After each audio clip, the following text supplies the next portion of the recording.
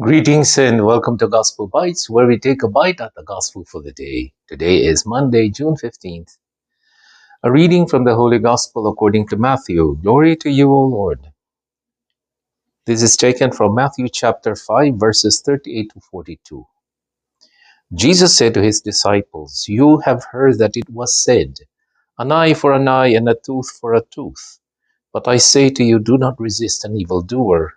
But if anyone strikes you on the right cheek, turn the other also. And if anyone wants to sue you and take your coat, give your cloak as well. And if anyone forces you to go 1 mile, go also the second mile. Give to everyone who begs from you, and do not refuse anyone who wants to borrow from you."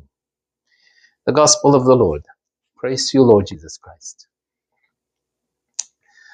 Right, so these are some heavy teachings of Jesus.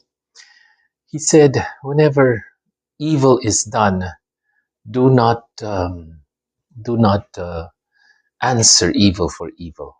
God is the God of justice. They might think they can get away in this life, but no, He is still the one who will give justice or vengeance.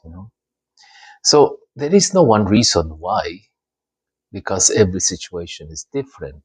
But generally, what He's saying is that do not return evil for evil. For example, the first one. Do not resist an evildoer. If someone strikes you on the right cheek, give your left cheek as well. Slaps are oftentimes more insulting than physical. It's meant not so much to hurt, but to insult. See, I'm hitting you with the back of my palm, or I'm not going to stab you. I'm just going to slap you. It's to be slapped on the face is more insulting than anything. And Jesus is saying, well, um, let insults be insults. These are they're not meant to kill. It's you don't answer evil for evil, no matter how much insults you receive. You know, words are words. If they're not true, then they're not supposed to hurt. And you don't know, maybe if you retaliate, it could be more than what you've received. So in here, Jesus is saying, well, don't return evil for evil. You can retaliate in other ways by which evil is not done. Huh? Second, he said, if anyone wants to sue you and take you to court, give your cloak as well. Now, so when someone sues you, that means it's your fault. No? Assuming it is your fault, and that means don't just settle for the minimum. Give them what they need, because we don't know the amount of offense that we have done, the amount of hurt we have done to others. Someone thinks that, well, you're going to sue me, I have to sue you back. No, it's give them what they need, because an injustice has been done to them, right? And third, he said, if anyone forces you to go 1 mile, go the second mile. And that's something that the Romans did.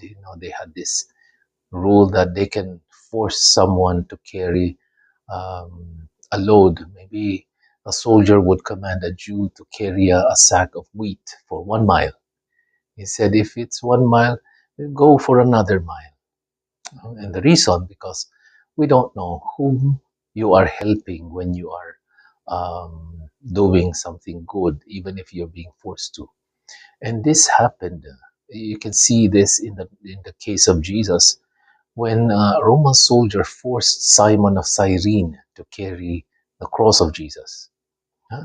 So uh, Simon was hesitant, but he still carried the cross. We don't know, maybe for 1 mile, but he could have gone 2. Because you don't know whom you are helping. Simon didn't know he was helping Jesus himself. So we don't know.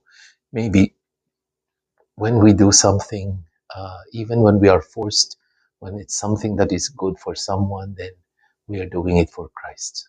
Yeah? So whatever it may be, Jesus is saying, don't return evil for evil, because that does not solve the case of evil in the world. I am Father Jerry Sembrano for another edition of Gospel Bites. God bless you. Have a nice day.